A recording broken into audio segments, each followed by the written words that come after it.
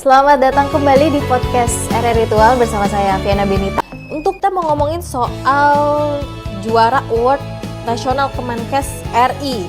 Wah, ini kayak tinggi sekali ya, karena untuk award ini sendiri itu ada 2.300 peserta. Benar. Dari seluruh Indonesia, dan Bapak berhasil lolos ke tahapan keempat dengan nilai tertinggi dari 5 tahapan ini ya. Nah, itu boleh diceritain Pak, itu tahapan-tahapan apa aja sih yang Bapak lewati, dan setiap tahapan itu ada nggak Pak Bapak mengalami kesulitan, tapi akhirnya bagaimana cara Bapak untuk menghadapi kesulitan itu dan akhirnya lolos sampai ke tahap keempat? Siap. Jadi saya menyelesaikan pendidikan anestesi ini tahun 2017. Jadi jujur setelah 2017 saya tidak lagi membaca buku karena saya lebih banyak kontak dengan pasien yang ada di pelayanan anestesi. Jadi informasi saya mendapatkan surat Kementerian Kesehatan untuk mengikuti penganugerahan dan penghargaan tenaga medis dan nakes teladan tahun 2024 itu waktu itu tidak melalui dinas kesehatan atau tidak melalui pihak rumah sakit. Saya sedang mengikuti kegiatan PKB di pelayanan kesehatan bergerak. Waktu itu Pak Bupatinya PLT Pak Yusmani. Waktu itu saya di WA oleh salah satu teman, itu namanya Suster Eta Tarok. Beliau menginformasikan bahwa Robert, kamu ikut aja kegiatan ini. Lalu saya sampaikan bahwa mungkin saya bisa lolos. Lalu saya bacakan ini kan legalin Kementerian Kesehatan. Kebetulan di tahun lalu saya pernah mengikuti kegiatan award yang diikuti oleh Pasir Panjang. Tapi batas waktu itu saya sampai batas 50 besar. Jadi saya tidak tahu panitianya punya latar belakang apa, saya tidak lulus, tapi saya bersyukur sudah pernah lewat. Jadi portofolionya kan saya simpan ke email. Waktu itu setelah kegiatan selesai, saya menuju ke salah satu fotokopi di Wardek. Saya buka emailnya, saya edit sesuai syarat yang diminta. Setelah saya edit, saya kirim ke linknya Kementerian Kesehatan. Jadi dalam hati saya, ya tidak mungkin saya lolos. 2 minggu kemudian, waktu itu kan musimnya bola ini, musimnya bola. Jadi KTU saya namanya Pak Melki. Direktur saya, Dr. Yani, beliau lagi melakukan pengumuman dinas. Ketika jam 10 malam setelah selesai melakukan pembiusan anestesi kan, itu kan pasti capek, pasti saya tidur. Itu hati saya berdering dari Kementerian Kesehatan. Ditelepon, namanya Pak Daniel. Robert, Anda dinyatakan lolos. Wih, saya langsung kaget, ini jam 9 malam. Terus beliau sampaikan bahwa Pak Obed, ini batas jam 6 ini harus diverifikasi. Karena di atas jam 6 pagi esok kalau tidak dimasukkan, itu syaratnya berarti des. Saya bangun, saya ketemu Pak Milki dalam keadaan capek, saya bilang Pak Amir tolong kita ke rumah sakit. Jadi pentahapannya itu ada 6. Yang pertama itu kita melakukan registrasi secara personal. Yang kedua diverifikasi semua dokumen. Kemudian yang ketiga dilakukan wawancara. Di momen wawancara ini, jujur, waktu itu saya minta izin kepada dokter anestesi saya, dokter Adi Asmar dan dokter Fitri, sama tim. Saya belajar selama 2 hari 2 malam. Karena memang di timnya itu, tim melakukan verifikasi ketika wawancara itu ada 3 bagian. Yang pertama dari profesi anestesi, yang kedua dari Kompas TV, yang ketiga dari itu tidak salah Menpan. Jadi ketika kami melakukan wawancara itu saya dijadwalkan itu via Zoom. Via Zoom. Saya ingat betul itu penanya pertama yang melakukan tanya jawab ke saya itu seorang profesor anestesi. Ketika ditanya, jujur saya waktu baca itu saya lebih bingung. Ketika ditanya tentang regulasi anestesi, fakta pelayanan, kemudian korelasinya tentang akreditasi rumah sakit, kemudian dengan pelayanan anestesi di daerah DTPK dengan alat obat yang seminimal mungkin, kami tetap punya dedikasi dan loyalitas untuk melakukan pelayanan. Itu saya mampu menjawab semua pertanyaan. Sehingga waktu itu memang seorang profesor menyampaikan langsung kepada saya bahwa saya pikir saya yang melakukan pidato di depan kamu, sebaliknya kamu yang pidato di depan saya. Waktu itu saya tetap rendah hati. Jadi sisi penanya beliau dari pihak anestesi setelah selesai, dikasih kesempatan ke bagian Menpan sama Kompas.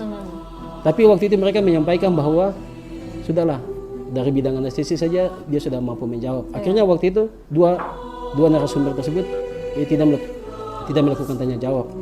Jadi waktu itu saya dinyatakan waktunya masih tersisa berapa menit, saya dinyatakan waktunya selesai karena sudah bisa mampu menjawab pertanyaan. Dari situ kebetulan saya dibantu sama teman saya Pak Ampi yang melakukan Zoom. Karena beliau punya latar belakang S2, beliau sampaikan begini, Pak Ubed, sepertinya bobot nilai kamu tinggi. Tapi waktu itu saya masih bertanya-tanya. Jadi saya bilang, kita jangan mendahului proses. Biarkan proses jalan, nanti kita menunggu hasilnya sesuai dengan waktu Tuhan. Proses itu jalan, 2 minggu kemudian baru diumumkan. Saya dinyatakan lolos. Tahapan keempat itu tahapan visitasi Kementerian Kesehatan. Jadi waktu itu Kementerian Kesehatan ke Maluku Tenggara. Kebetulan waktu itu secara formal yang mengikuti itu ada 2. Satunya Dr. Lawrence Kilmanen yang sekarang sedang mengikuti pendidikan spesialis beda saraf di Universitas Erlangga. Itu inovasinya Rumah Singgah Hinaron yang ada di Debut. Sedangkan saya dari RSUD Carlos Situbondo. Itu inovasi Pacu. Itu ketika dilakukan visitasi, ternyata saya cek inovasi saya tidak dilakukan visitasi. Kementerian ke Maluku Tenggara ketemu dengan Kepala Dinas Kesehatan sama tim, mereka hanya melakukan visitasi di Puskesmas Debut, dalam hal ini Rumah Singgah Hinaron. Sampai sore itu kementerian pulang, saya bertanya-tanya, kenapa saya tidak divisitasi? Waktu itu pas jam operasi saya bertemu dengan Ibu Sekretaris Dinas sama Ibu Kepala Seksi, Ibu Ilona. Sempat di depan kamar operasi beliau sampaikan, Pak Ubed, sepertinya hasilnya sudah keluar, itu Pak Ubed tidak lolos. Jujur waktu saya jalan masuk ke dalam saya sempat kecewa. Aduh, ini saya sudah publikasi, kalau tidak lolos pasti saya malu. Tapi sudahlah, saya yakin terhadap proses yang sudah saya jalani. Karena memang saya ini punya satu kebiasaan, sebelum melakukan sebuah aktivitas itu saya minta topangan pergumulan. Karena kebetulan saya agama Kristen, saya minta didoakan secara khusus oleh para hamba Tuhan, dalam hal ini pendeta. Jadi dalam 1 minggu kemudian itu dilakukan pengumuman tahapan keempat, pengumuman tahapan visitasi. Ya ternyata saya masih lolos. Saya bertanya-tanya dalam hati, kan saya tidak divisitasi, kok kenapa saya lolos? Jadi tahapan keempat itu ada surat edaran lagi, itu dilakukan verifikasi dokumen dan Zoom dengan pihak Pemda. Waktu itu saya melaporkan ke Pak Bupati, Pak Jasmono waktu itu, sama PJ Sekda, Pak Niko Ugro, sama Kepala Dinasnya Pak Cien Rayaan, Pak Muksin. Jadi waktu itu Pak Cien sampaikan bahwa nanti saya mengikuti. Beliau mengikuti setelah selesai. Tahapan kelima itu pengumuman secara nasional. Memang seleksinya ketat. Itu pesertanya 2.300. Itu menurut informasi dari kementerian, saya adalah pendaftar pertama yang menyerahkan dokumen ketika registrasi awal itu jam 4 subuh. Jadi yang saya cerita awal tadi itu, saya melakukan pendataan. Waktu itu saya bangunkan teman-teman saya. Itu Pak Ampi, Pak Amir, Ibu Siane, itu mereka, Pak KTU itu yang membantu saya. Itu dari jam 10 malam sampai jam 4 malam kami siapkan semua dokumen, jadi kami langsung memasukkan ke link kementerian. Itu minus SKCK, karena SKCK waktu itu menunggu Polres buka jam 8 pagi. Jadi waktu pengumuman hasil pengumuman terakhir, hasil pengumuman itu bertepatan hari Minggu. Itu sekitar jam 8 pagi saya rencana mau pergi ibadah, tapi kan memang operasi malam, jadi saya sudah nanti ibadah sore.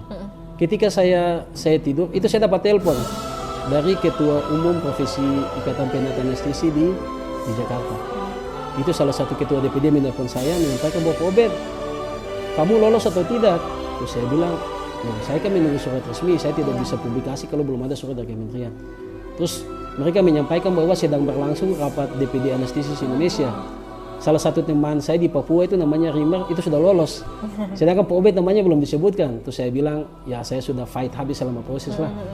Jadi kalaupun belum lolos, nah saya tetap bersyukur karena saya sudah menjalani proses. Sekitar jam 12 siang. Tapi memang sela-sela waktu itu memang saya sempat down. Jadi jam 12 siang saya ditelepon. Itu ada nomor telepon baru.